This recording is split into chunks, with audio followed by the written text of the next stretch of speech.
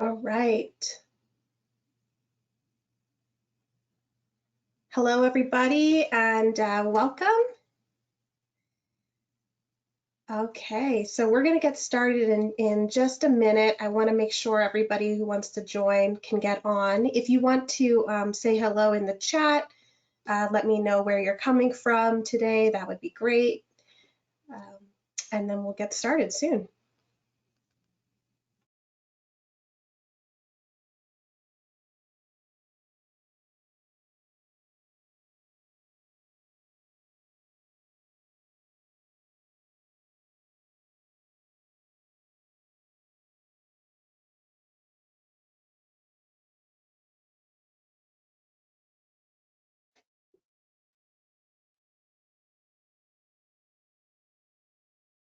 Can everyone hear me all right? Just want to make sure. You can just let me know in the chat, or if you want to ask a question. Either way, we're going to get started soon. You can let me know in the chat. Oh, great. Thank you. It's my first time actually using this webinar platform, so always interesting to kind of get used to, not seeing everybody, but I appreciate the response. And again, feel free if you want to say where you're coming from today in the chat, and we'll get started very soon.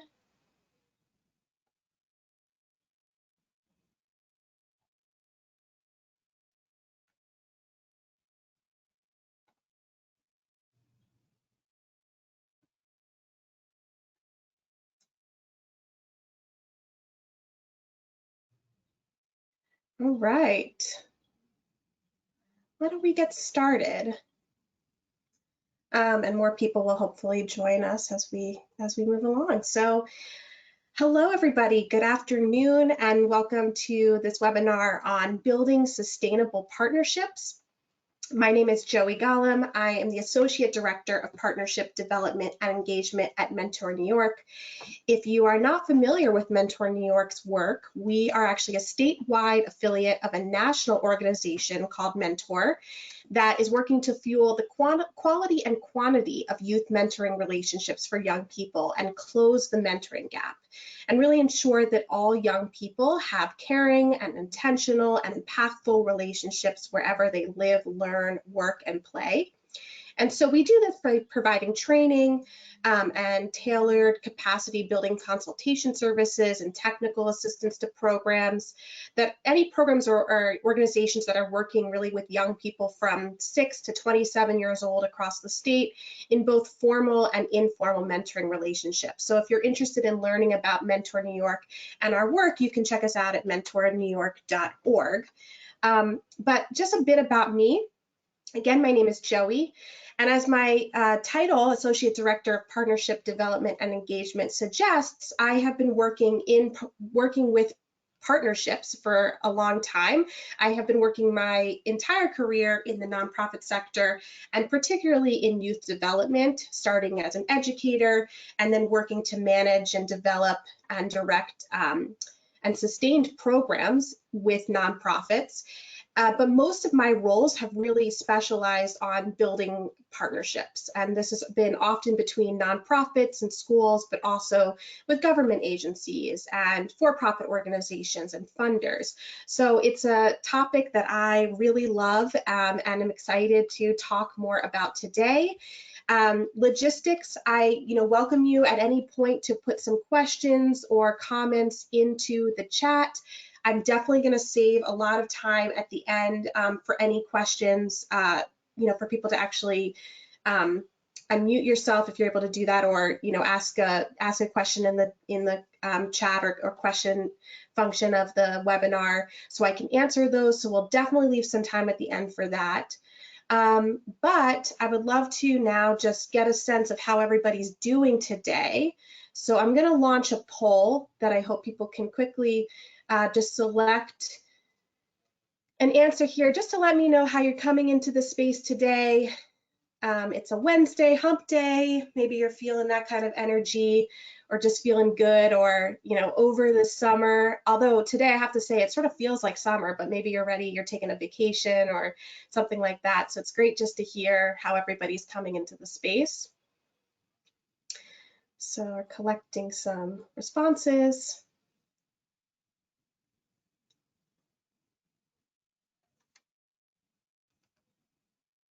Okay, great. I'm just gonna share these out so you can see how everybody's feeling. A lot of people ready for the summer, so that's great. I am too.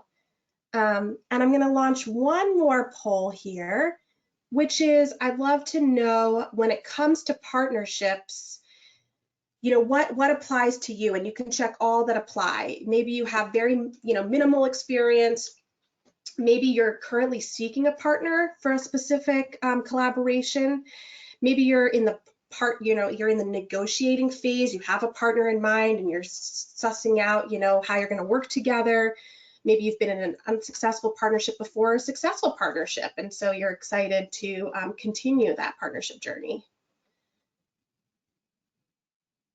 This is great. So the responses are coming in.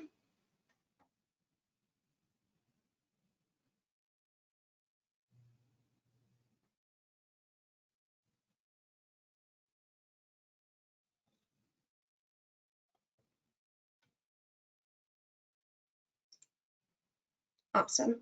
So I'm going to share those results too, just so we can see as a group, you know, where we're at. Kind of an even spread here, but definitely people have had some successful partnership experience, which is great to see. And then, you know, some people are coming in with very little experience, so that's great too. So we're going to bring all those perspectives in today. Awesome.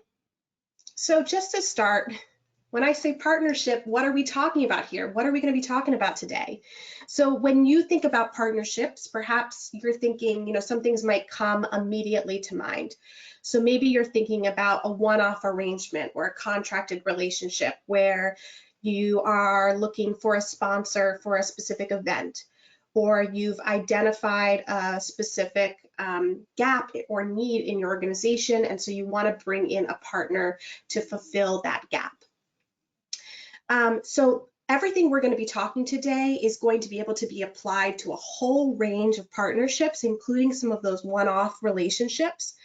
But what I also want you to really be thinking about today is when we talk about building sustained partnerships, sustainable partnerships, we're thinking a little bit beyond sort of a band-aid solution or a one-off engagement. And really what we're starting to think about is partnerships as a strategic tool versus a Hail Mary pass. And that's really the extent of any of my, you know, football knowledge or analogies I'm going to make. So, but really the idea of this slide is to show we want to start thinking strategically about partnerships and have that as a regular part of our strategic thinking as an organization or program, rather than maybe a last-ditch effort or for a crisis solution, or you know, anything like that where you have this one-off need that you're thinking about as an organization or as a program. And yes, partnerships can look like that, but we want to think about it as part embedded into our strategic tools. And so what are some of these strategic benefits we could be thinking about? So this list maybe is not extensive, but hopefully I think it covers a lot of the areas. So when it comes to capacity building, your program, your organization is doing great work, but you could do even more. You could reach even more people. You could accomplish more with greater capacity. So maybe bringing in a partner is a way to increase your capacity. Resource development. You need a partnership to provide a specific resource. So maybe this is funding, this is space, this is a specific material for your program. Perhaps you're looking for some kind of services. So another partner organization has some specific expertise or skill that you don't have in your organization currently that you need. Perhaps this is rooted in quality improvement. So there's, again, some kind of expertise. They're providing maybe training or knowledge or consultation or evaluation, some kind of expertise to drive improvement in quality. When you think about people development, this is about a partner that could provide maybe necessary professional development or expand the knowledge or resources or again, capacity for your employees. So really, how does a partnership drive the success and outcomes of your employees' work? Perhaps it's about public will and investment. So you're thinking about how do we bring more visibility to the work we're doing? How do we get more people engaged in what we're doing to support, to actually invest in it, maybe from a fundraising standpoint, really have that public will behind the work that you're doing. And then the last for this list is really thinking about systems change. So on a systemic level, there's so much that you can accomplish when you start to think about your organization and the role it plays in this bigger ecosystem that is your community and the constituents that you're serving. So how can you leverage partnerships to drive systems level change? So the question is, when is the best time to be thinking about partnership? And really the answer is always. And so that might feel overwhelming.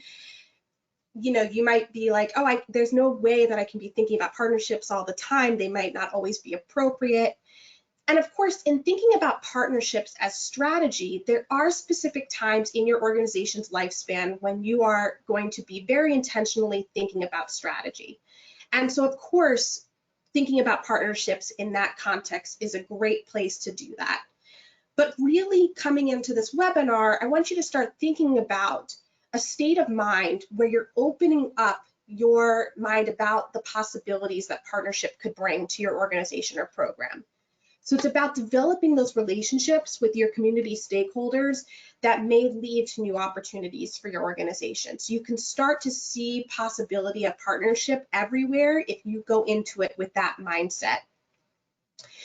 And I really like to, with that in mind, compare it to networking. So it's networking for your organization. So you're thinking, if you've ever been in looking for a job before, I'm sure the first thing that you Google or that your personal relations and contacts say to you is tap into your network, go to your network. And I've been there, and it's always like, oh, I don't know, do I even have a network? Who are those people? Who can I go to? And the truth is that networking, I think it is something that, can create sort of an eye roll, but because it does take a lot of work and it takes a lot of intention.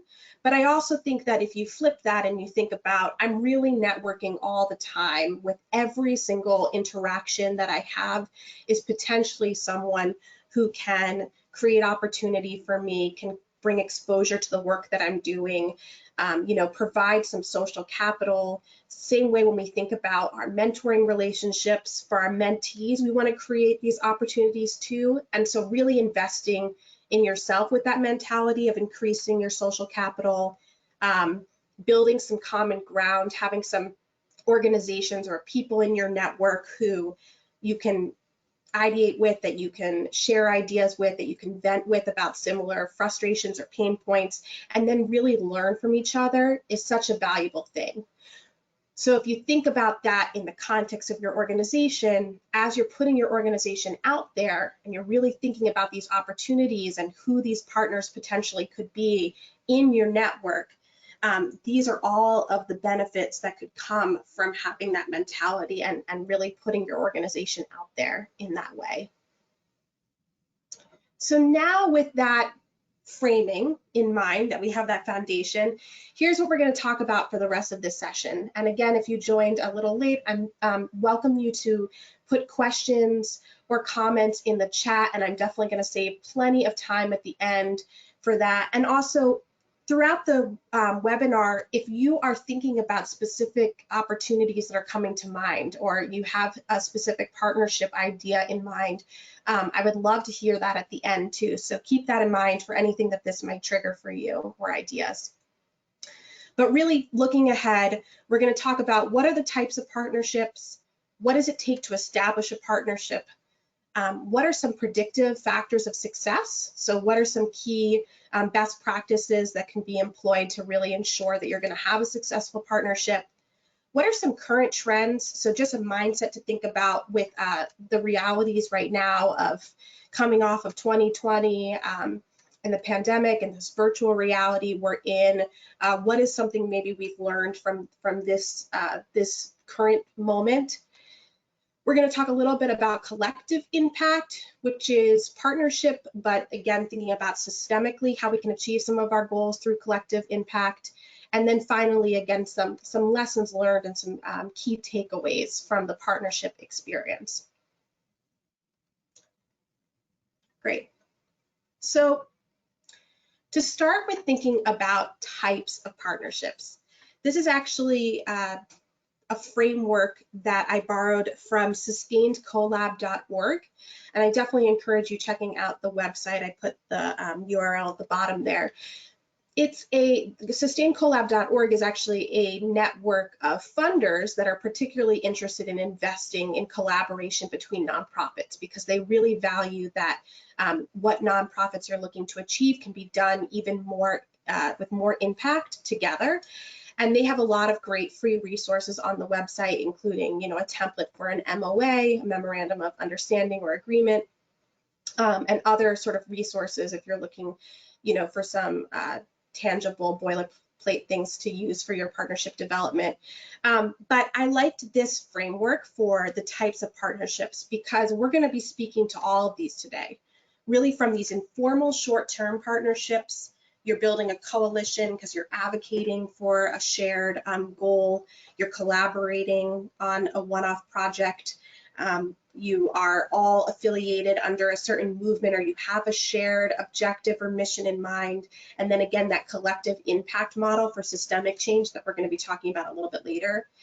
The idea with these alliances and networks and short-term partnerships is really that you acknowledge that the partner is out there and doing similar work to you, but they're still sort of operating separately. You can exchange and you can share ideas and you can ideate together and collaborate on certain initiatives, but operationally they're functioning in a different space. Whereas as you start to move to more formal and long-term partnerships, you start to think about oh, great, I'm going to repeat the website in a second. As you start to move into these integrated organizations and formal long-term partnerships, this is where maybe some of your more operations are intertwined. So you're sharing a space, you're co-locating with an organization. Your staffing is maybe even working on both missions. You have a fiscal relationship or fiscal sponsorship. And then really, if you're thinking about merging or creating some kind of parent subsidiary relationship with another organization, is the fully integrated organizations. So the website is, again, if you can see it on the bottom here, sustainedcollab.org.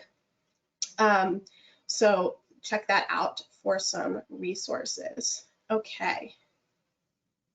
So those are some types of partnerships. And then I just wanted to mention the kinds of organizations or entities that could be partners to spark some thinking around this.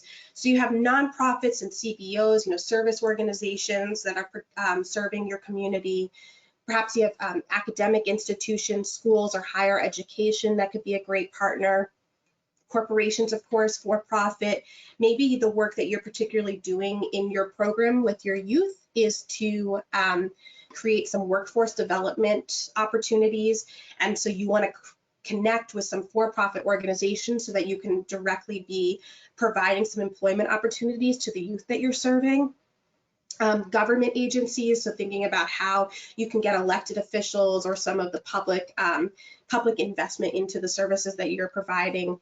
Faith-based organizations, and then of course funders, and you should always be thinking of funders as a partner and not as a funder that's just putting certain parameters out on your work and that you're constantly trying to appeal to, but really they're trying to achieve the work that you're trying to achieve. And so if it's not a good match, if a lot of these following things we're going to talk about in really creating successful partnerships, if that doesn't exist with a funder as well, then you're going to run into some trouble. I'm sure we've all been in a situation where you apply for a grant or you get some funding that is not really aligned with what you're doing, and so all of a sudden you have to create all new programs or initiatives just to meet the needs of that funding, and sometimes it is, out of desperation we have to do that, but really the idea of how can you develop and sustain this relationship with a funder so that they can really be invested in the work that's core to your mission. And with a lot of these partners, particularly for mentoring relationships, you might also be thinking about recruitment efforts. How do I get visibility out so I can get more mentors into my program? And so a lot of these things we're talking about today, recruitment you might be thinking about as more of a marketing approach, and a lot of the training that Mentor provides about recruitment is thinking about that mentality. How do you pitch your services? How do you talk about what you're doing? How do you create job descriptions and real clarity around what that role is going to look like?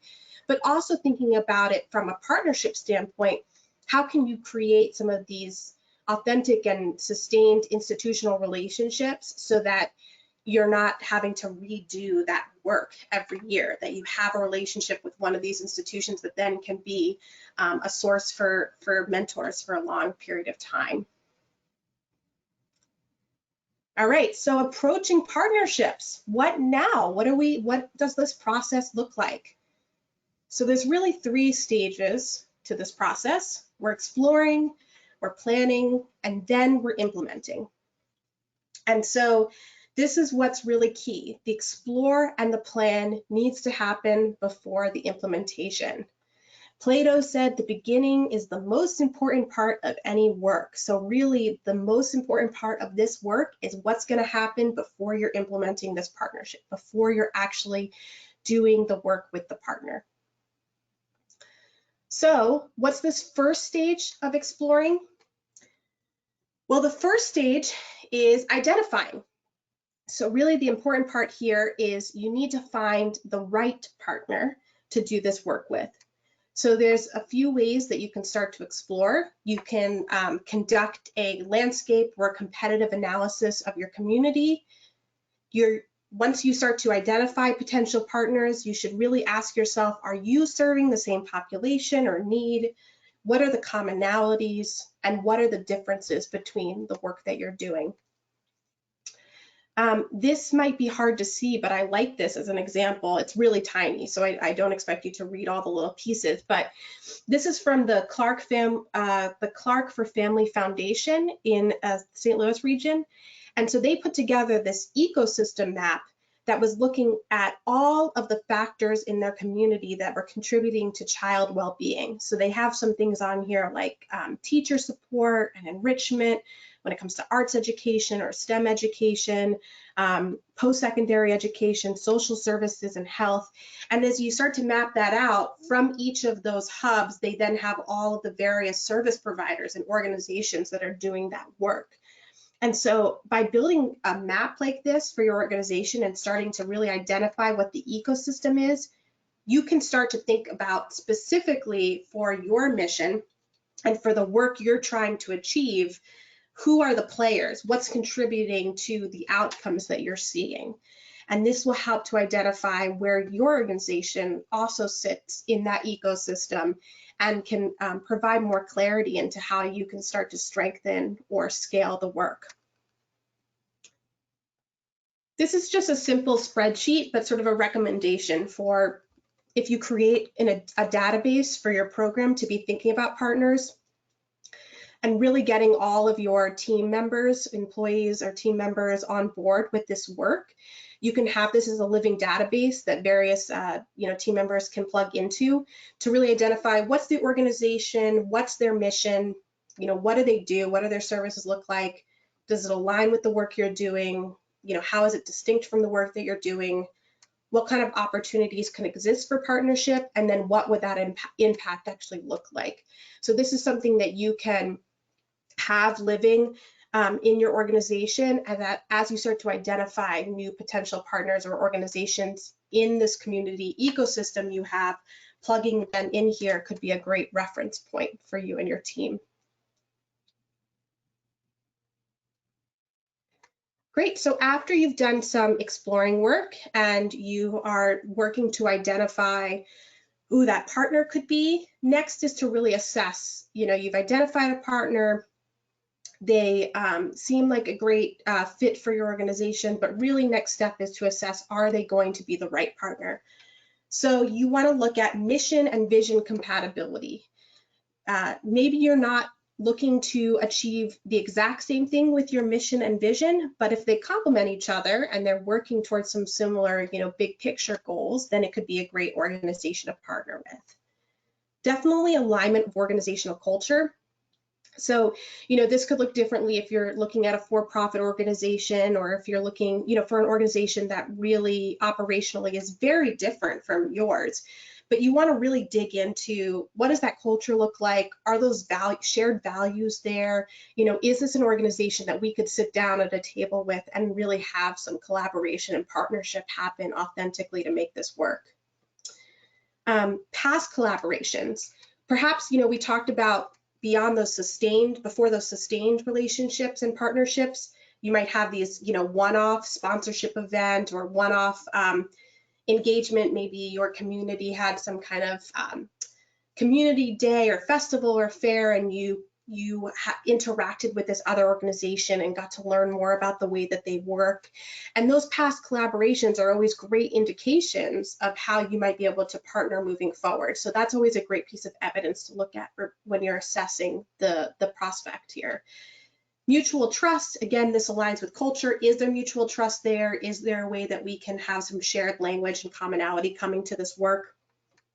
Do their strengths and weaknesses complement your organization's strengths and weaknesses? And then again, are there usable skills and assets that their organization has that match or complement your usable skills and assets? And then once you've explored, you've assessed the organization, that the right partner, now it's time to engage.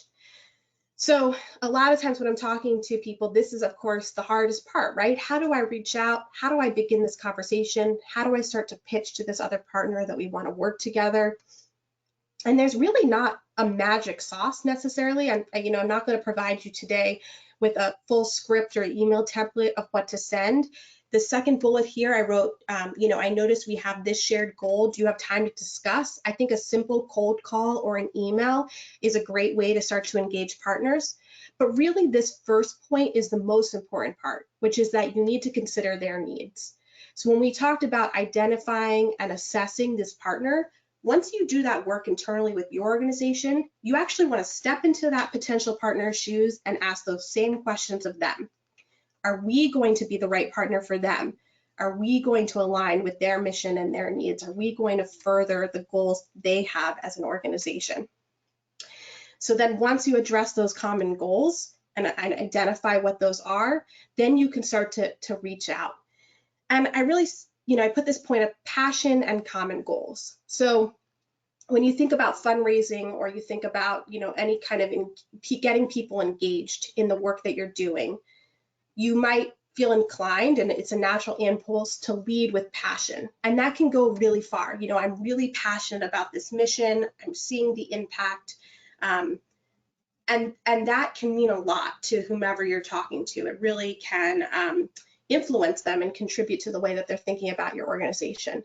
But it's always really important to take that passion and match it with a way to talk about some common shared goals, or to consider their needs. So even with a funder, thinking about this is a way to elevate, your image, your philanthropy. This is the kind of goals that you've identified in making happen. This is how we fit into that puzzle to reach those goals.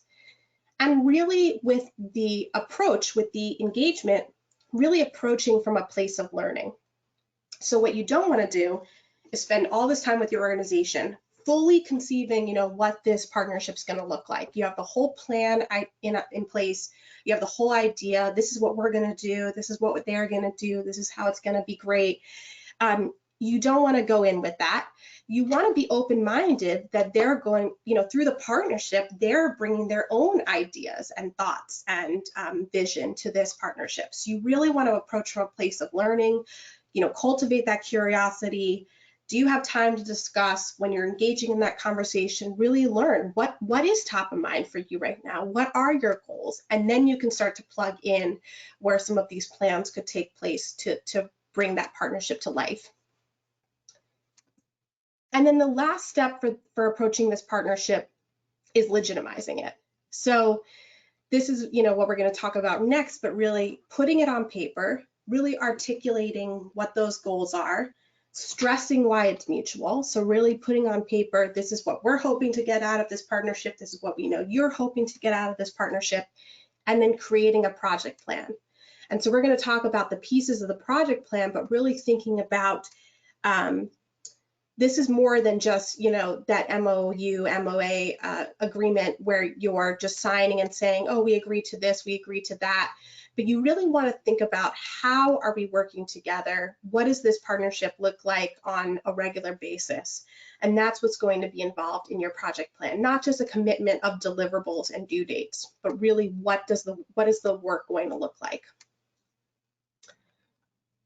So I want to take a break for a second because I've been talking for a while. And so I wanted to share this quick video just for some fun. It's short, and also who doesn't love some Disney princesses? So I'm going to share this video real quick. Okay, here we go.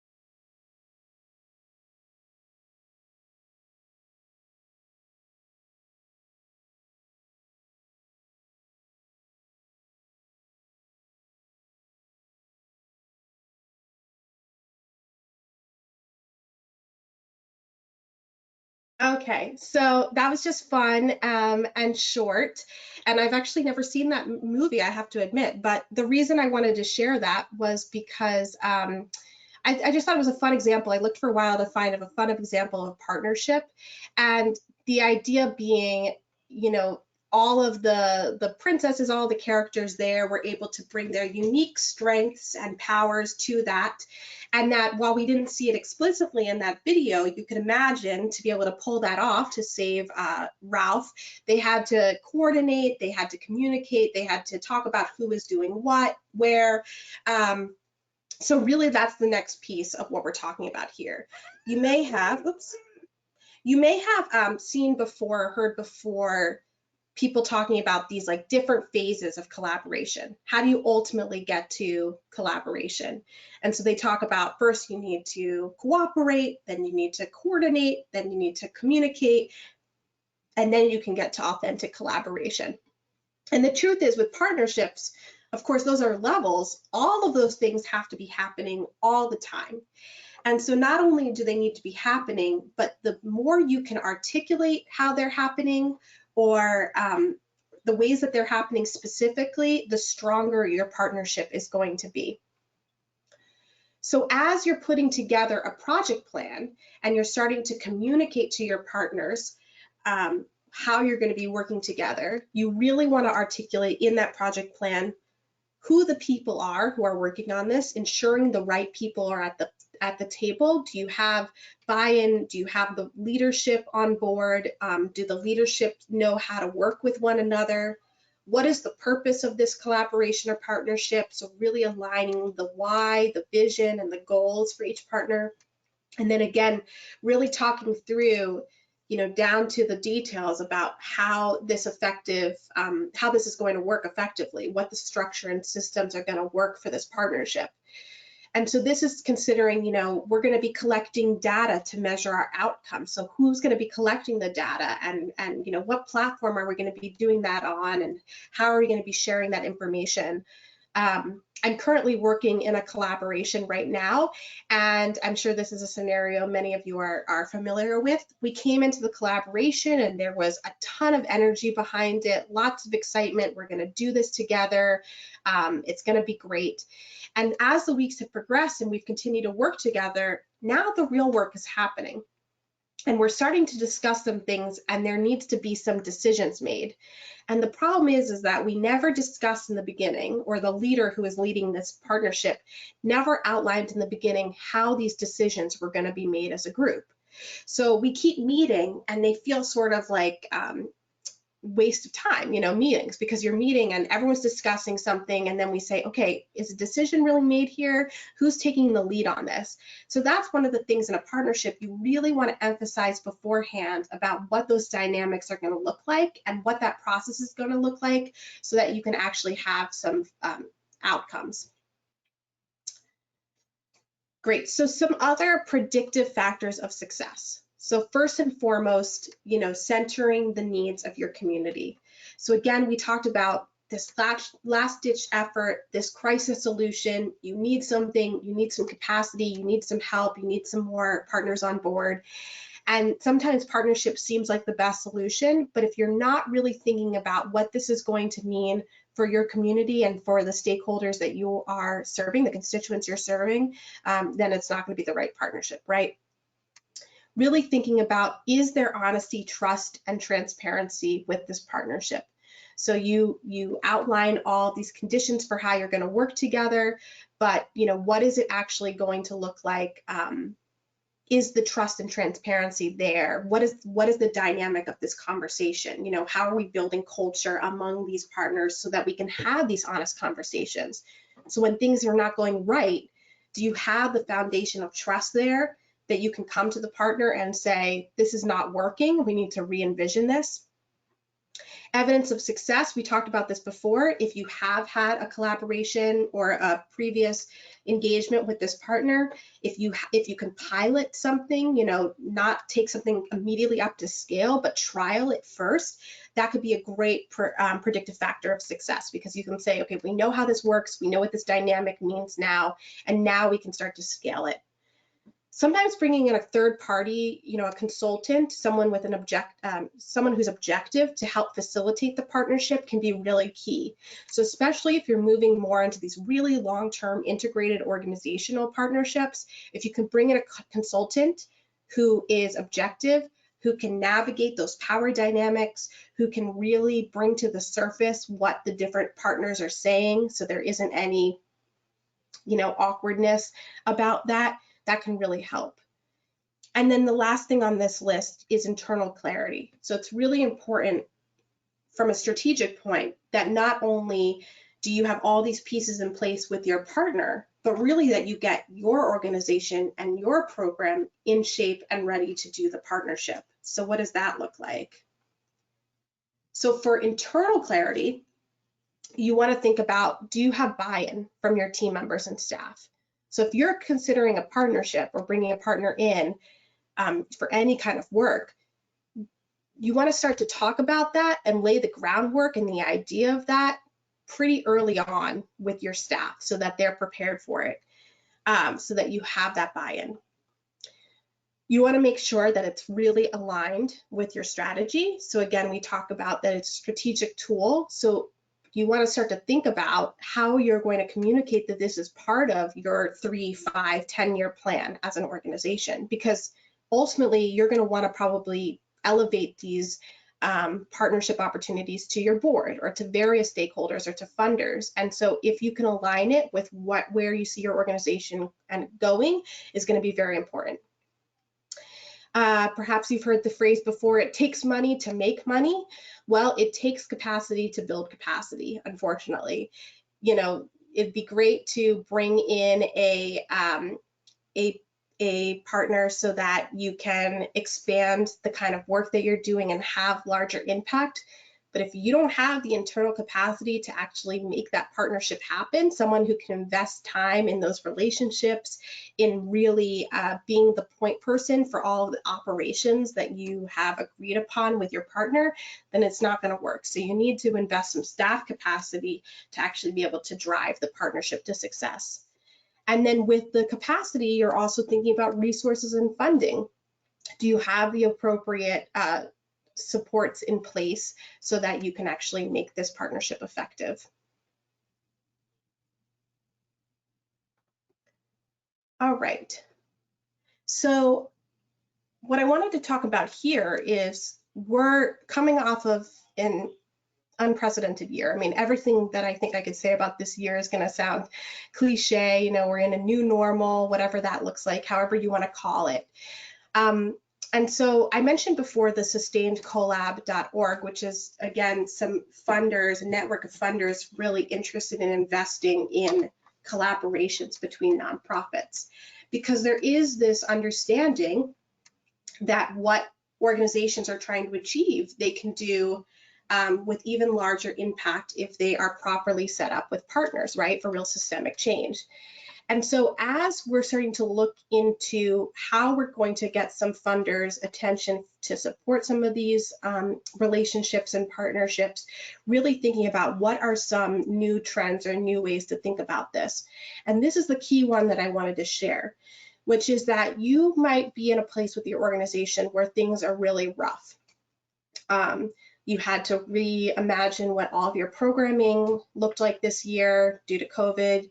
You had to, you know, you're having a really hard time getting mentors to commit. Even mentees might be a little distant and not attracted to the work that you're doing. People are burnt out by this virtual reality and don't want to be on a Zoom anymore or take meetings. And so really the mindset moving forward is to think about, of course, you need your organizational stability. And I think often with our programs, we can think very narrowly focused about, I need this, this, and this just to be able to pay my staff, right? And to keep the lights on, you know? So organizational sustainability is really important. But the benefit of partnership is that you can really start to think about, what does mission sustainability look like? And how do I bring in partners so that it's not just about keeping the lights on and the doors open for my business and my organization and program, but how can I keep what I'm trying to achieve going? And so that's why doing all of this pre-work to really think about how your program sits in the larger ecosystem is really valuable, because for funders, that's where they're going to want to invest, right? Is really in your mission sustainability. And I know that's a pain point for a lot of organizations, because we all say, why can't funders understand that at the end of the day, I need to be able to pay my employees and my electric bill to get this done? But again, thinking creatively about how to leverage different resources and partnerships in your community can really help with that. And that's the kind of systemic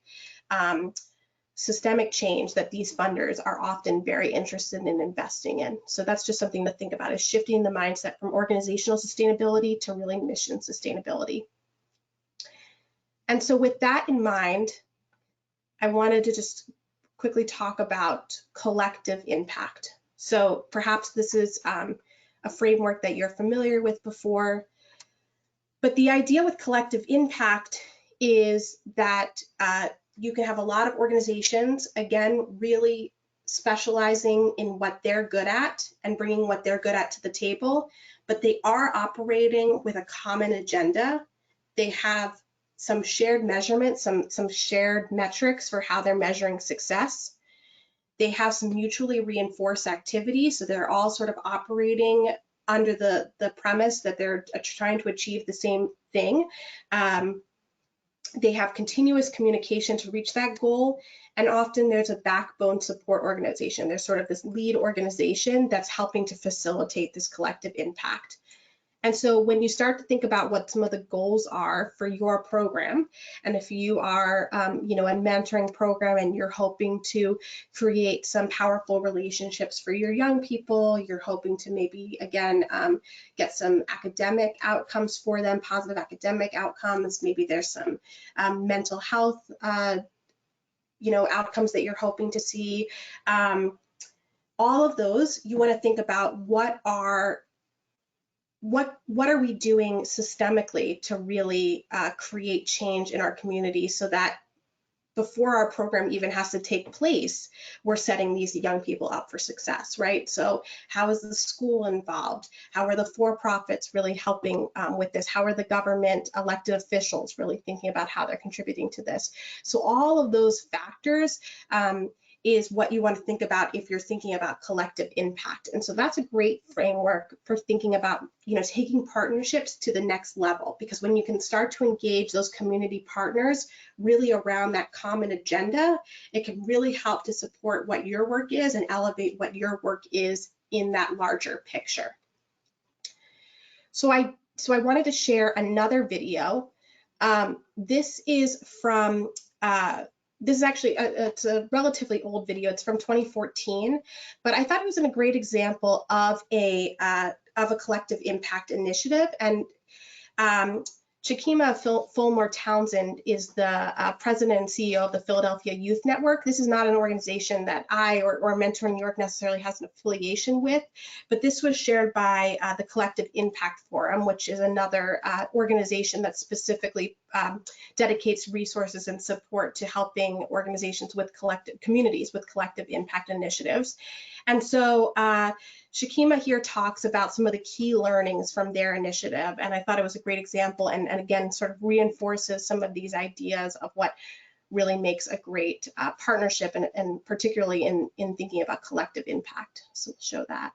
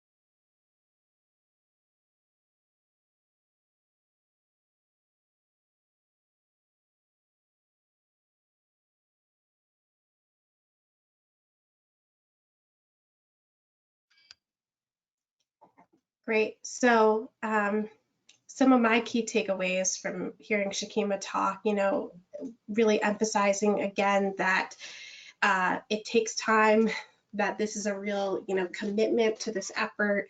And so it can take a long time, and really to have the patience with that, I think having the capacity for continuous improvement as an organization is just hard, right? How do we know what we do well, or sometimes we don't even know what we do well. And so really being able to look at that and say, what can we do better? Takes time. How do we invest in that learning? And so this is almost a new skill set perhaps that your organization needs to develop too, and be thinking about how do we approach these partnerships, and then how do we sustain them, and then how do we operate within this partnership.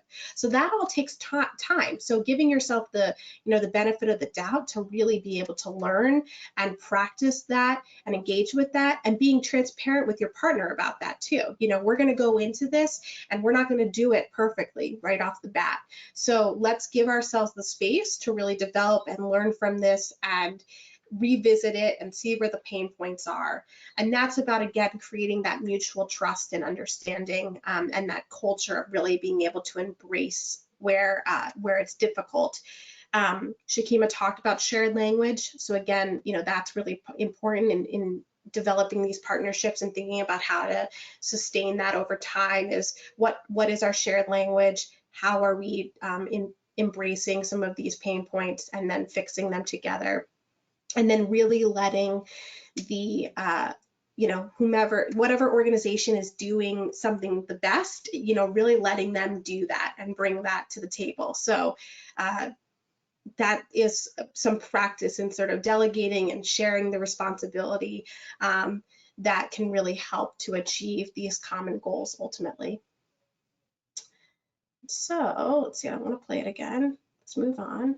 Okay, so I wanted to talk about when you're going into partnership. You may be successful, you may not be successful in thinking about partnerships, but these are some of the lessons that have been learned, whether an organizations actually achieve their partnership, are able to get past that exploring and planning phase and into the implementation. A lot of organizations have reported that even just by engaging in that process, they have greater internal clarity and strategic thinking, right? When you start to embed that idea of partnerships as a way to expand and further your organization, you have some benefits just with internal clarity and with those conversations you're having. You have a greater openness to future partnerships. So just by thinking about what would this look like, you again start to open that mindset for what could other partnerships look like that might contribute to our work. It can bring greater publicity or brand recognition to your work. So really, again, getting that that public will, getting that investment, getting people to recognize who you are, reaching more audiences. And then, of course, as we've talked about before, greater access to funding. So really thinking more systemically, thinking about larger, broader, opening up your network to all these potential contacts could help with ultimately your access to funding. So I do want to leave some time for conversation and for questions. So I just wanted to share that if you are not familiar, Mentor New York actually recently launched our own network, the New York Mentoring Network. And this is an opportunity for your mentoring program, or for you as a mentoring or youth development professional, to come into a space where you can start to engage some of these potential partners, start to learn from one another, to share ideas, to get resources, to not feel like you're reinventing the wheel, and also to maybe engage in some partnerships that will actually bring your work to the next level. And so I have the link down here on the slide, the mentornewyork.org/join the network. I can also put that into the chat, but I really invite you to check that out. There's an interest form on the website, and it's a great opportunity to engage with some other people and really expand the resources of your organization. But really, for the remaining time, I would love to take any questions that you may have. And so the way we can do it is you can either put them you can type them into the question section, you can type them into the chat, or if you wanted to raise your hand, I think I have the ability to unmute you if you also want to talk. But lastly, I would love if you took a moment to to fill out this survey. You just have to take a, hold up your camera to on your phone, or if you're able to, I think I can put the link in. I just have to find it for a second. But if you can fill out this survey about how this webinar was for you, I'd really appreciate that feedback. But I'll hang out for a little bit if people have some questions or comments about any of this. And as I mentioned before, if this triggered for you any of the, a particular partnership that you're exploring or interested in or thinking about, I'd love to hear about that too, and might open some ideas for other people as well.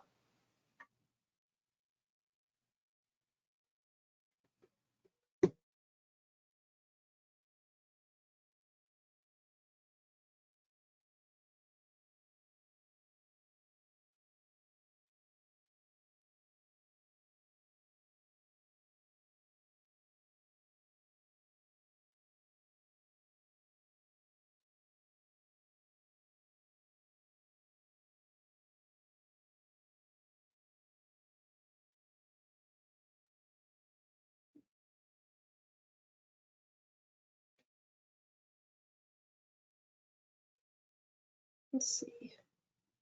Anyone have any questions?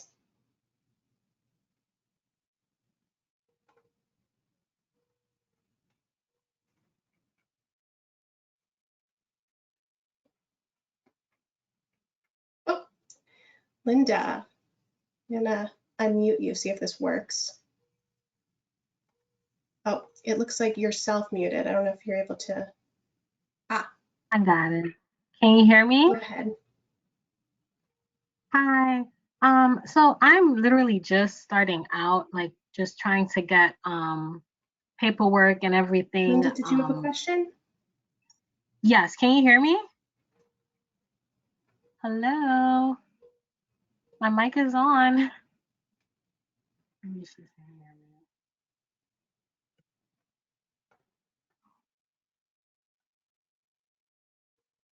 Hello.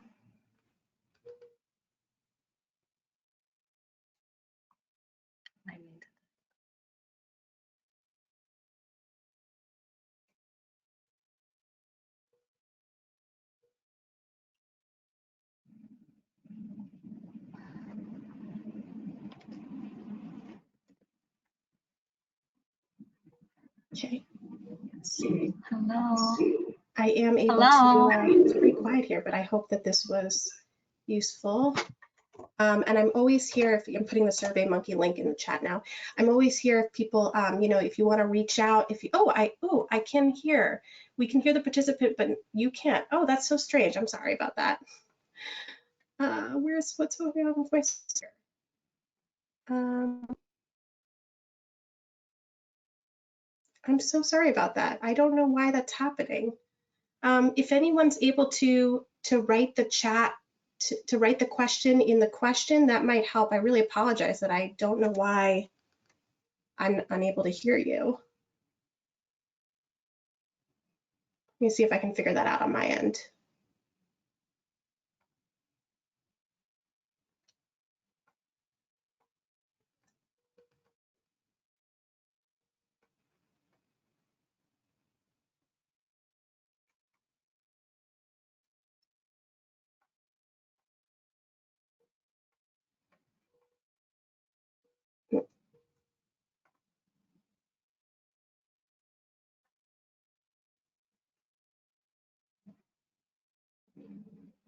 How do I seek organizations to partner with since I'm still very much in the beginning phases?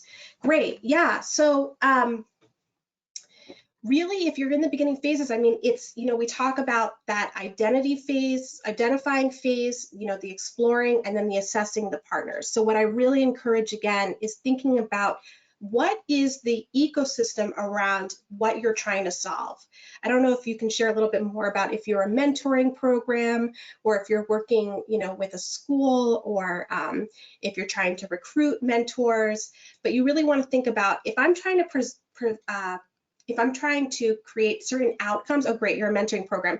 You're trying to create certain outcomes for your mentees, right? And so what are those various outcomes? You're trying to make stronger relationships for them. If you're thinking about, you know, encouraging healthy behaviors, if you're thinking about career development, who are the partners in your community who could provide that support and resources? And then as you start to identify them, then you can start to approach them by aligning career exploration with women of color. Okay, great. So yeah, so I would think about really who might be some of those partners that would be an appropriate match for kind of the career or employment experience that you're hoping to provide to your mentees. Or maybe there's some academic institutions also in your community that are providing certain career readiness experiences for their students. And so really identifying what are they doing and what are they trying to achieve. If there's like some for-profits in your organization and you're thinking about this will expand their market, you know, this will provide an image that they're interested in investing in this the way that we're interested in investing in this. If you can identify and go into that relationship as you know, with a learning approach to really say, what are you, hoping to communicate to our, our community as members of the community? And so how can we achieve that together? And this is what I'm trying to bring to my mentees as well. So really identifying who are all the players in your community, mapping that out, thinking about what they're trying to achieve, and then you can start to approach actually from a place of partnership.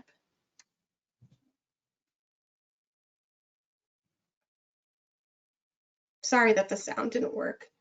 I'm seeking ways to collaborate with community stakeholders. Is this for funding or for just to get more people engaged?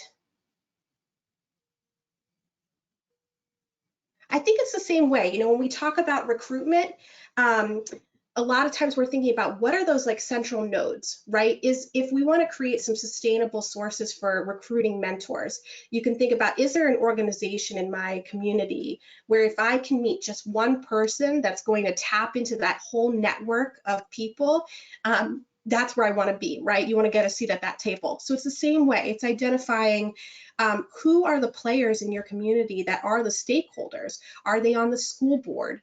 Are they participating in some kind of public advisory committee?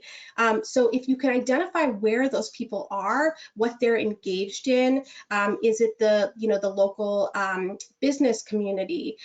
Where are they meeting? Where are they having these conversations? And then how can you insert your program and your program's goals that are really going to align with the work that they're trying to achieve? So perhaps if there's conversations about they're opening a lot of, they want to create some career paths for people in the community, but they're thinking about job growth as an economic investment, but they're not thinking about career development. You can be the voice that really comes into the conversation and says, it's great that we're adding jobs in this way, but really if we want to think about how to set up these opportunities so that our community members can succeed in these environments, then we need to be thinking more holistically about how we're creating safe spaces and really investing in career development in this way. And then you can start to bring in other partners who have other voices that can help also to just emphasize the mission that you have. I hope that's helpful. And what I will say too, not just put in a plug, but at Mentor New York, we are always available. If you want to book some time to discuss your particular situation, we can give more references or referrals. I mentioned that it's always good practice to have sometimes a third-party objective facilitator to help to navigate some of these conversations and dynamics. And so we're happy to also serve and help facilitate in that way. So you can reach out to us if you have interest in that. Great. Give a few more minutes if anybody has any more questions. Otherwise, I want to thank you all so much for your time. And I hope, like I said, that this was helpful and start to think about ways that you can strategically plug partnerships into your organization's mission and the work that you're trying to achieve.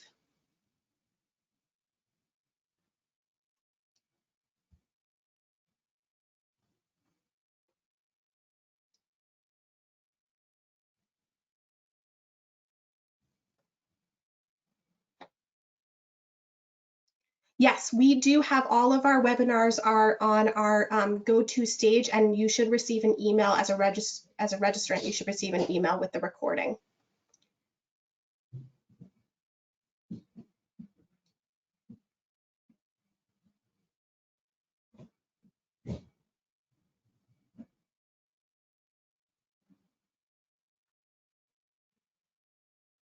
Good, thanks.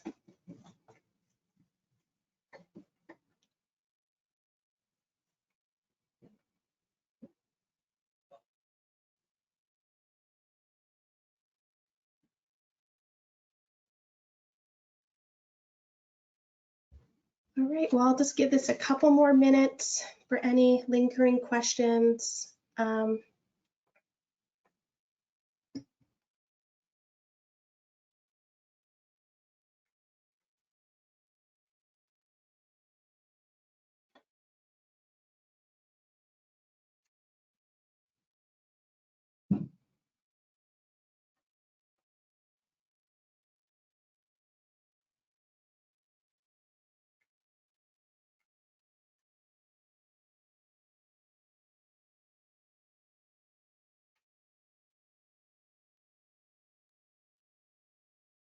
All right, thank you all so much. Have a wonderful rest of your week, and be in touch if you have any follow-up questions or want support specifically on any of the partnerships you are looking to establish.